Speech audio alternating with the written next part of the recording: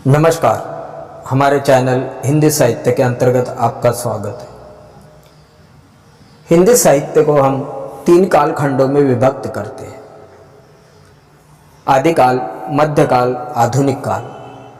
इसके अंतर्गत आधुनिक काल में आने वाली विभिन्न परिस्थितियों को हम आज अध्ययन करेंगे।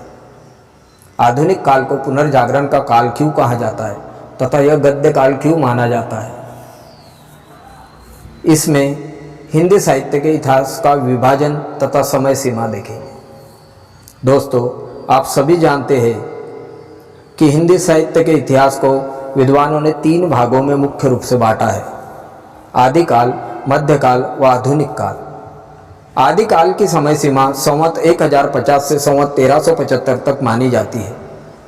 मध्यकाल को 2 भागों में बांटा है: पूर्ववर्ती भाग को भक्ति काल तथा उत्तरवर्ती भाग को रीतिकाल कहा जाता है। भक्ति काल का समय 1375 से संवत 1700 तक माना गया है तथा रीतिकाल का समय 1700 से 1900 तक का है। अब आता है आधुनिक काल। संवत 1900 के बाद के काल को आधुनिक काल या पुनर्जागरण का काल माना जाता है। रीतिकाल के पश्चात हिंदी साहित्य में 2 परिवर्तन आए। विषय के दृष्टि से श्रृंगार परकता का स्थान सामाजिक सरोकार ने ले लिया। विषय की दृष्टि से श्रृंगार परकता, श्रृंगारिक भावना, नारी के प्रति देखने का दृष्टिकोण यहाँ बदल गया और समाज में होने वाले बदलाव ने स्थान ले लिया। राज दरबारी कवि जो महिलाओं के श्रृंगार परक अश्लील चित्रण किया करते थे, आधुनिक काल में यह समाज में नारी को बराबरी का दर्जा दिया गया तथा उसके प्रति देखने का दृष्टिकोण बदल गया। वहीं भाषा की दृष्टि से ब्रज भाषा व अवधी भाषा का स्थान खड़ी बोली हिंदी ने ले लिया। जहां साहित्य में अभी तक ब्रज भाषा और अवधी का चलन था, वहां हिंदी बोली खड़ी ने प्रवेश कर लिया था। नारी स्वतंत्रता, अछूतों का उद्धार, शिक्षा का महत्व, श्रम का महत्व, मानव की समानता आदि मूल्यों का साहित्य में पदार्पण इसी युग में हुआ। अनेक कुरीतियों का ह्रास इस समय हुआ। रूढ़ी परंपरा, सती प्रथा, बाल विवाह, इन कुरीतियों को खत्म करने की बात साहित्य में की गई। साहित्य की अनेक परंपरागत रूढ़ियों का ह्रास हुआ। कुछ ऐसे ही कारणों से इस युग को आधुनिक काल या पुनर्जागरण का काल कहा गया। आधुनिक काल की परिस्थितियों में राजनीतिक परिस्थिति को हम देखते हैं तो आधुनिक काल का आरंभ संवत 1900 या 1843 ईस्वी से माना जाता है। 1900 के आरंभ का यह समय अंग्रेजों के विरुद्ध बढ़ रहे असंतोष का समय था। हम सभी जानते हैं कि उस समय अंग्रेजों का शासन था। अंग्रेजों की सामाजिक, धार्मिक, आर्थिक व राजनीतिक नीतियों के कारण भारत का प्रत्येक व्यक्ति उनसे खफा था। अंग्रेजों द्वारा किए गए सामाजिक व धार्मिक सुधार रूढ़िवादी भारतीय स्वीकार नहीं कर पा रहे थे। अंग्रेजों की भू राजस्व नीतियों ने किसानों की कमर तोड़ रखी थी। कुछ नीतियां भी बनी इस कालखंड में अंग्रेजों द्वारा।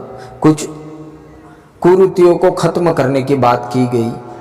अंग्रेजों ने दमन चक्र चलाकर 1857 की क्रांति को तो दबा दिया। उस समय अंग्रेजों के खिलाफ क्रांति का बिगुल बजा और उस क्रांति को अंग्रेजों ने दबा दिया। भारतीय अंग्रेजों के विरुद्ध संगठित होते रहे। इसी बीच भारतीय राष्ट्रीय कांग्रेस की स्थापना हुई। मूलभूत अधिकारों की मांग करना शुरू कर दिया गया। इसके लिए दबाव की नीति अपनाई जाने लगी। स्वराज्य की मांग कर डाली। गांधी जी के आगमन से भारतीय स्वतंत्रता आंदोलन में एक नया मोड़ आया।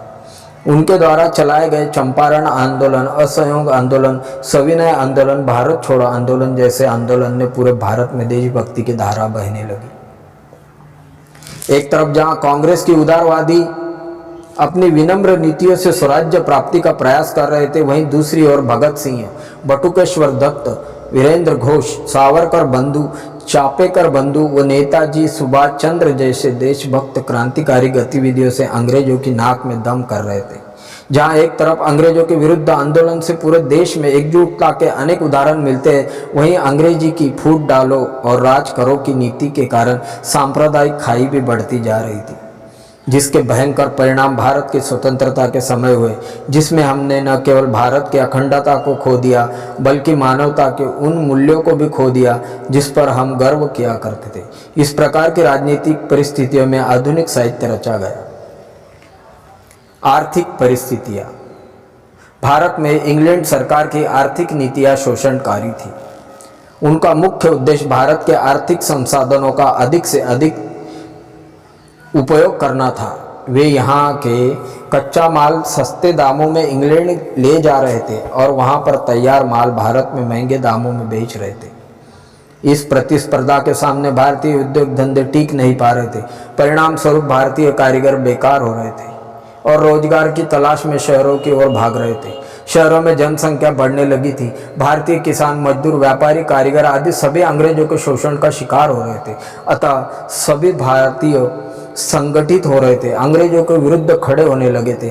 भारतीय अर्थव्यवस्था को दुरुस्त करने के लिए स्वदेशी आंदोलन की शुरुआत हुई। खादी का प्रचार इसी आर्थिक शोषण के विरुद्ध का एक रूप था। इस समय के कालखंड में सामाजिक और धार्मिक परिस्थितियां भी कुछ ठीक नहीं थी। अंग्रेजी शासन और उसकी नीतियों का प्रभाव भारत की सामाजिक धार्मिक परिस्थितियों पर भी पड़ रहा था। इस युग में दोनों तरफ से समाज सुधार और धार्मिक सुधार की बात होने लगी। एक तरफ भारतीय समाज सुधारक समाज सुधार और धर्म सुधार के अलग जगा रहे थे, तो दूसरी तरफ अंग्रेज सरकार भी भारत की रूढ़िवादी परंपराओं को अवैध घोषित करने पर आमदा थी। राजा राम मोहन राय, स्वामी दयानंद और स्वामी विवेकानंद, महादेव गोविंद रानडे आदि ने भारतीय समाज और धर्म की रूढ़ियों के विरुद्ध आवाज उठाई। महात्मा ज्योतिबा फुले ने दलित उद्धार के मुद्दे को प्रमुखता से उठाया। सावित्रीबाई फुले ने शिक्षा के क्षेत्र में सबसे महत्वपूर्ण कार्य किया और प्रथम महिला विद्यालय की स्थापना की। यह उस समय की बात है जब महिलाओं के लिए घर की दहलीज पार करना भी एक बहुत बड़ी चुनौती था। लोगों ने माता ज्योतिबा फुले का मजाक उड़ाया, उनके ऊपर तरह तरह के लांछन लगाए। इसके बावजूद उन्होंने नारी शिक्षा के मुद्दे को इतनी प्रमुखता से उठाया कि आने वाले समय में सभी भारतीय नेताओं और समाज सुधारकों को इसे स्वीकार करना पड़ा। डॉक्टर भीमराव अंबेडकर के प्रयास दलितों, वंचितों, पीड़ितों और उपेक्षितों को शोषण मुक्त कराने और समान अधिकार दिलाने के लिए रहा।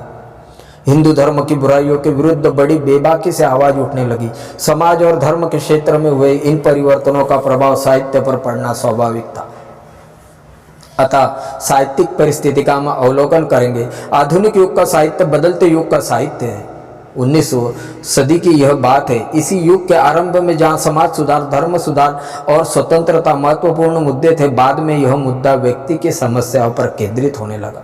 आधुनिक युग का साहित्य आम आदमी का साहित्य बन गया। अब साहित्य का मुख्य उद्देश्य राजाओं के गुणगान और राज दरबार की शोभा का वर्णन करना नहीं, बल्कि समाज की यथास्थिति का वर्णन करना बन गया था। पहले साहित्य कुछ उच्च भ्रू लोगों के तक सीमित था, लेकिन यह अब आम जनता का साहित्य होते जा रहा था। भारतीय हिंदू युग जहां पुनर्जागरण और देश प्रेम की भावना को लेकर आया, वहीं द्विवेदी युग में इन भावनाओं के साथ साथ भाषागत शुद्धता पर बल दिया जाने लगा। छायावाद मनुष्य के अंतर्मन की भावना को अभिव्यक्त देने लगा और प्रगतिवाद साम्यवादी विचारधारा के साथ लिखा गया, जिसमें मजदूर, दलितों और किसानों की बात कही गई। प्रयोगवाद और नई कविता, कला व शिल्प क्षेत्रों में एक नवीन परिवर्तन लेकर आई। इस युग में उपन्यास, कहानी, निबंध, नाटक, रिपोर्टाज, रेखाचित्र आदि गद्य विधाओं का आविर्भाव हुआ। यही कारण है कि इस काल को गद्य काल के नाम से भी जाना जाता है। इस काल को नवजागरण काल कहा जाता है, क्योंकि अनेक रूढ़ि परंपराओं का खंडन इस युग में किया गया तथा इस युग में साहित्य में गद्य की नई विधाओं का आविर्भाव हुआ, नई विधाओं का आगमन हुआ, इसीलिए इसे गद्य काल कहा जाता है। निष्कर्षतः कह सकते हैं कि आधुनिक काल की राजनीतिक, सामाजिक, धार्मिक, सांस्कृतिक और साहित्यिक परिस्थितियां कुछ इस प्रकार की बन गई, जिन्होंने रीति काल से भिन्न एक नए साहित्य का मार्ग प्रशस्त किया। यही कारण है कि आधुनिक काल का साहित्य श्रृंगार, भक्ति व कुलीन वर्ग के विषयों से हटकर आम आदमी की समस्याओं, इच्छाओं, दुखों, उसके अंतर्मन की दुविधाओं का वर्णन करने का काल रहा। इसी कारण इसे नवजागरण का काल तथा गद्य काल कहा जाता है। तो हमने देखा आज आधुनिक काल की विभिन्न परिस्थितियाँ। हर युग की परिस्थिति का असर उस कालखंड के साहित्य में पड़ता है। और उस युग के साहित्य को हम पढ़ने पर उस समकालीन परिस्थितियों का अवलोकन बड़ी अच्छी तरह से कर सकते हैं। तो हमने देखा 1900 ईस्वी की यह बात आदिकालीन परिस्थितियाँ तथा समाज में आ रहे बदलाव, अंग्रेजों की दमनकारी नीति तथा स्वतंत्र की चेतना, भारतीय एकता तथा विरोध की भावना, पुरानी रूढ़ी परंपराओं का विरोध इस युग में खुलकर साहित्य में देखने को मिलता है। नई भाषाओं का, जैसे हिंदी भाषा का आगमन, गद्य की अनेक विधाओं का इसमें आगमन हुआ। आप सभी का बहुत बहुत धन्यवाद। हमारे चैनल हिंदी साहित्य के अंतर्गत आज हमने आधुनिक काल की विभिन्न परिस्थितियों को देखा। थैंक यू, धन्यवाद, धन्यवाद।